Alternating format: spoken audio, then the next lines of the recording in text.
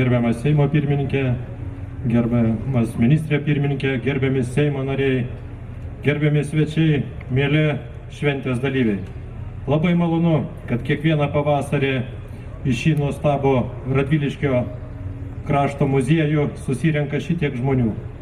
Susirenka tie, kuriems maloni kultūra, gamta, noras pamatyti žydinčias tulpes.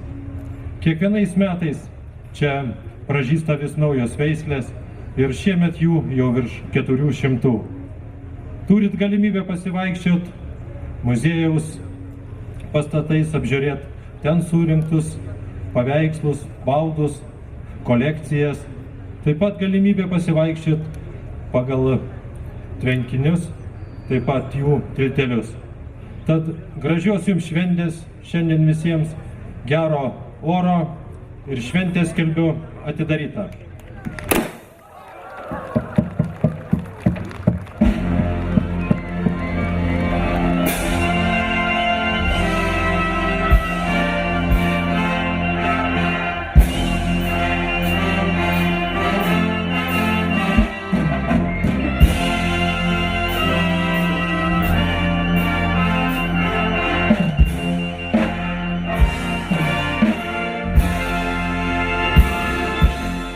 Žinot, mano emocijos yra labai teigiamos. Pirmiausia dėl to, kad aš galiu palyginti, kas čia buvo sovietiniais laikais.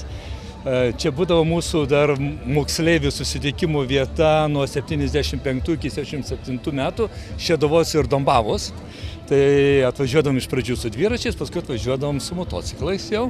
Bet čia būdavo jaunimo vieta tokių, kurie sportuodavo. Tie, kurie pozityviai jau žiūrėjo tuo metu į gyvenimą.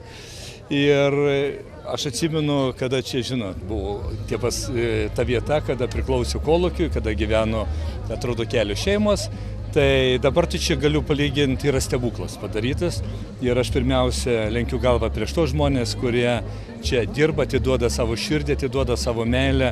Ir manau, kad yra ta oazė, apie kurią aš kalbėjau, tas Burbiškių dvaras, kuris traukia žmonės iš visos Lietuvos ir iš užsienio kitų valstybių, nes matom didelį skaičių užsienio, kaip sakyti, delegacijų.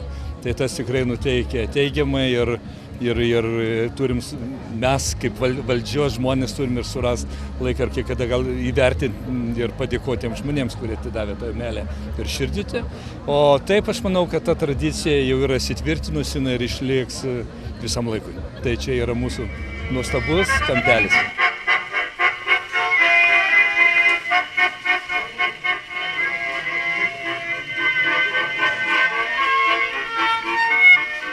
Tai galiu pasakyti, kad kalbant apie verslą, mes jau paruošėm regioninės plėtros programą ir šitoje regioninės plėtros programoje yra jau kita metodika taikoma, įvedant tam tikrus kriterijus, pirmiausia, kurie bus žinomi visoms savivaldybėm ir savivaldybės turės paruošti savo programas arba savo projektus.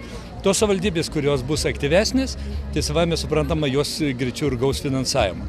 Jeigu kalbėti apie šito krašto verslą, tai reikia pripažinti, kad smulkus ir vidutinis verslas čia yra gana aktyvus.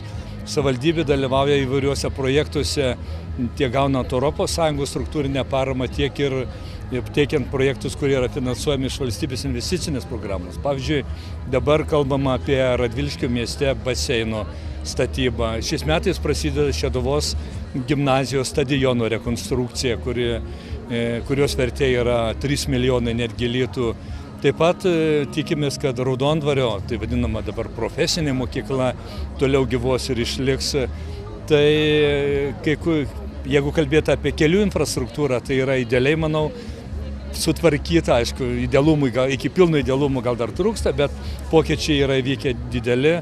Lietuvos geležinkelis, kaip sakau, kurio, reiškia, Radviliškis vienas yra iš centrinių mazgų, toliau irgi vykdys plėtrą ir, kiek žinau, vyksta darbas labai stipriai su Kinija ir ruošiasi dar atidaryti atskirą cechą ir gaminti netgi gal vagonus pradėti naujai, kurie būtų eksportuojami į kitas užsienio šalis. Šitas kraštas turi perspektyvų. Emocijos. Vieni jūsų striukės spalvą pažiūrėjus, emocijos sukyla. Tai, kas čia girdisi iš scenos, trimito nuostabus garsai, šitą šventę Burbiškis, Radviliškis svarbiausia. Apsiniaukęs dangus, bet jis tikrai neapniaukia mūsų sielų ir širdžių. Džiaugiuosi, kad Lietuva eina į priekį ir kad tikrai mes randame galimybių ir lėšų ir svarbiausia noro susitelkti ir suvažiuoti į vieną vietą ir švęsti pavasarį. Žinau, kad jūsų artima pažįstama žmona šiandien netgi koncertuos čia. Na, mano dvi artimos pažįstamos, ten bus ir dukra dar mano, tai va aš čia esu ir vedinas privačių interesų pasiklausyti, kaip jiems seksis. Tikrai, aš tikiuosi, kad viskas bus gerai. Kiek politikos yra tokiuose renginiuose? Na, politikos yra tiek renginiuose, kiek Lietuvos piliečiai apskritai save laiko piliečiais ir tas buvimas piliečių jau yra politikos išraiška. Taigi politika tai yra mūsų požiūris į savo valstybę. Jeigu tai vadiname politika, tai aš tuomet už politiką. Tai žinoma, kad tai jos nėra ta prasme, kad kažkas kažką reklamuotų ar kažkas kažko tai tikėtųsi. Tiesiog džiaugiamės gyvenimu, o tai yra didžioji mūsų gyvenimo politika. Gyventi ir prisiminti, ką mes palikome po savęs.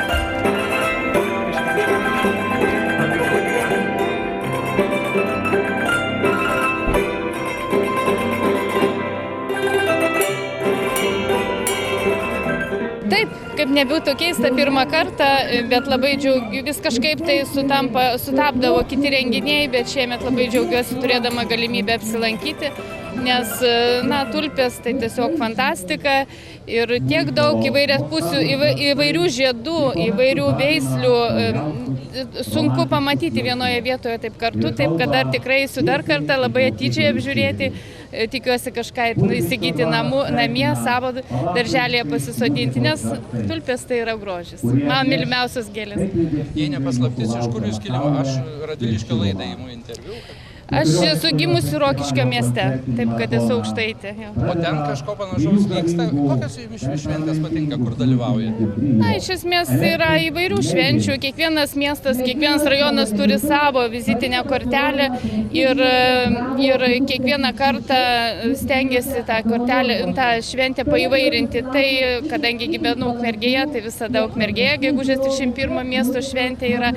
Ir šiaip lankomės įvairiuose renginiuose, dabar ypatingai stengiamės nepraleisti. Na, sveikinu pirmiausia su pavasariu, sveikinu su artėjančia vasara, nes tai yra atsigavimas, nuotaikos pakilimas žmonėm, ypatingai po sunkios ir intensyvios žiemos. Ir aš manau, kad tai, kad kiekvieną rytą galime atsikėlę nusišypsoti, pasakyti gerą žodį savo šeimos nariams, aplinkiniams draugams, tai yra nuostabu. Ir linkiu kuo daugiau šypsotis ir būti laimingiems.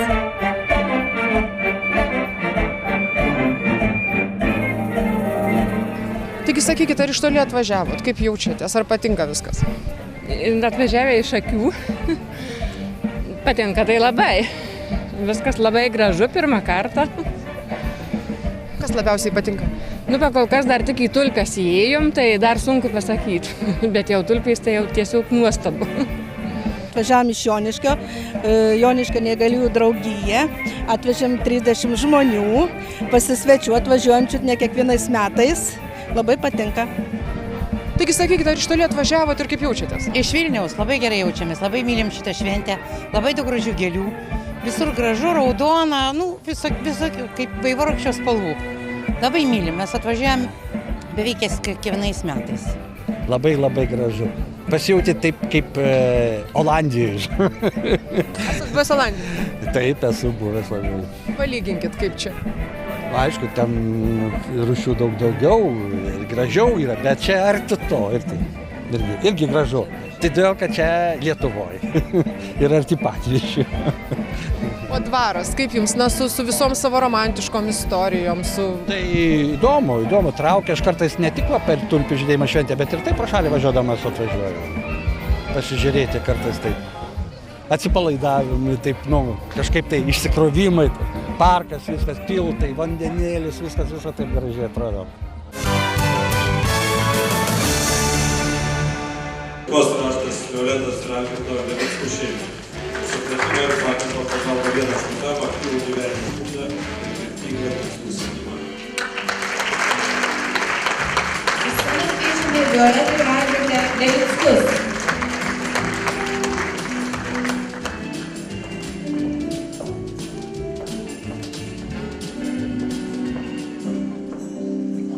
paplokime kartu su brangia šeima suradimą.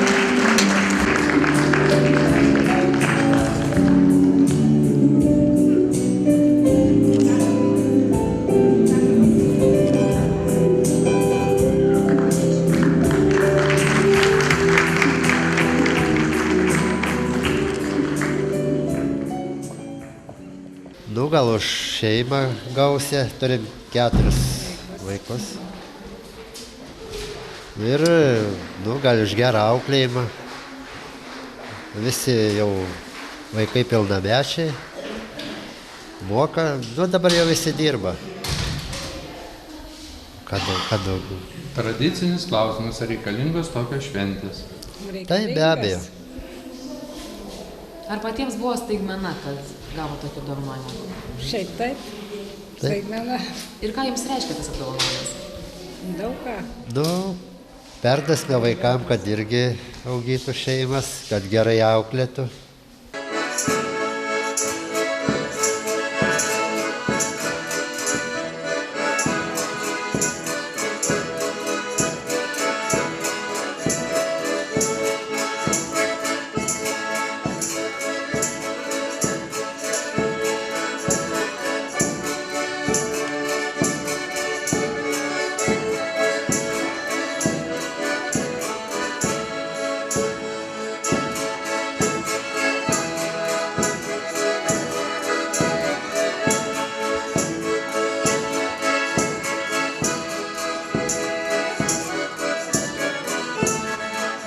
Kaip pristatytumėt savo šeimą?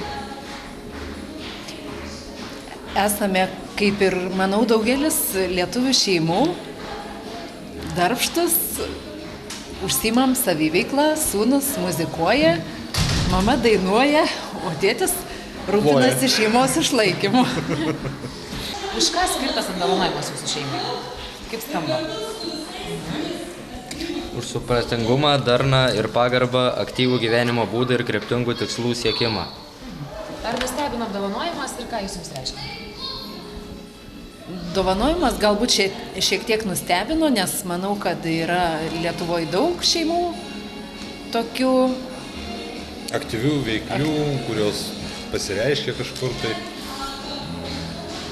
Reiškia, nu, smagu, žinoma, smagu, kad mus pastebėjo ir išrinko.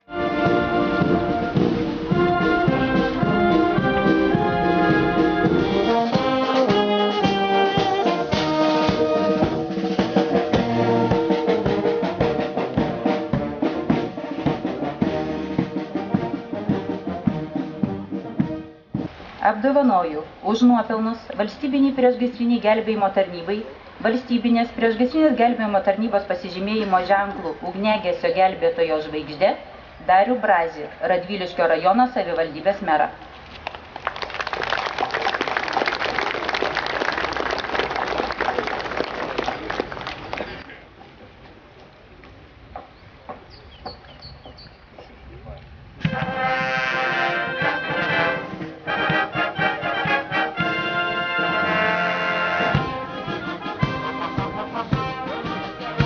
Manau, kad turbūt kaip ir kiekvienam žmogui, kiekvienas įvertinimas yra malonus ir be abejo svarbus.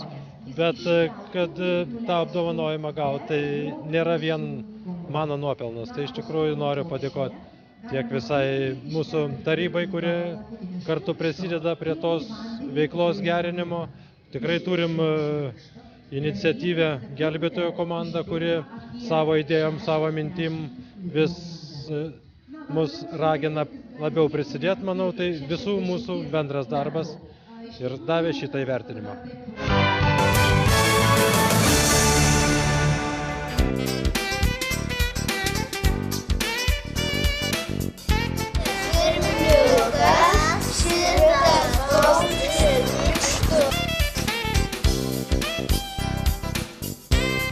Labas rytas!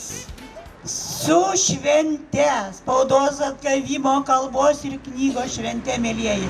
Jūs čia patys ištvermingiausiai, net saulutė pradeda rodytis. Taip kad pasidžiaukime, šventė prasideda jūsų ir mūsų.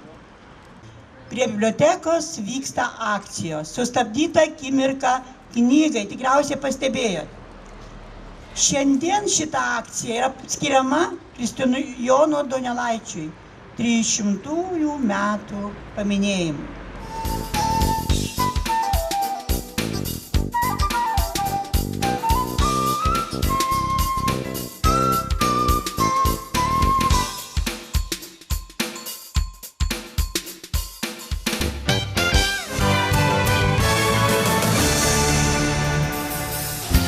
Už tuos, kurie myli, už tuos, kurie laukia,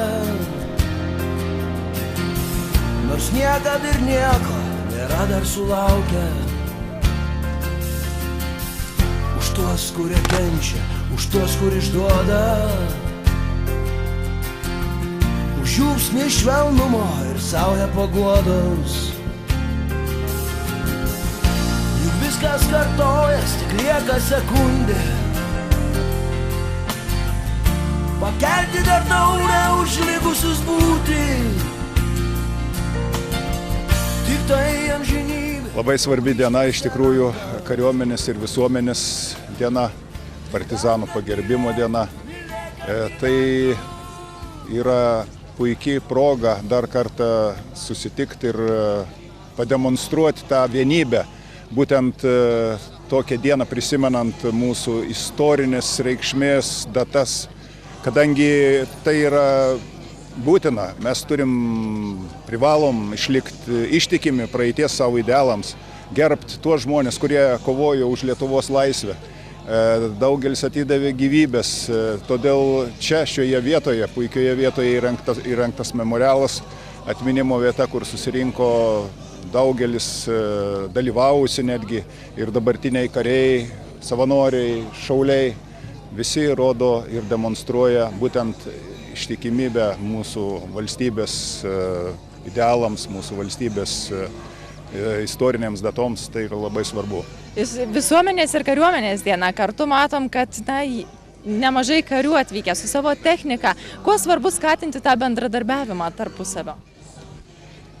Kariuomenė pristato savo ginkluotę, parodo pasiryžimą esant reikalui ginti valstybę nuo išorės agresijos, o svarbu tai todėl, kad būtent reikalingas tas vieningumas, kad ir visuomenė suprastų, kad reikia esant reikalui padėti mūsų kariuomeniai ir palaikyti ją, tiesiog vertinti ją kaip mūsų valstybės tam tikrą instituciją, kuri iš tiesų dabar yra labai vertinama ir manau, kad jos reitingai, tarkim, pagal visus tyrimus, vertinimus yra gana aukšti. Reiškia, tai rodo mūsų kariuomenės aukštą moralę, pasiruošimą ginti mūsų šalį ir dalyvauti netgi taikiose mūsų šalies ir tarptautinėse operacijose.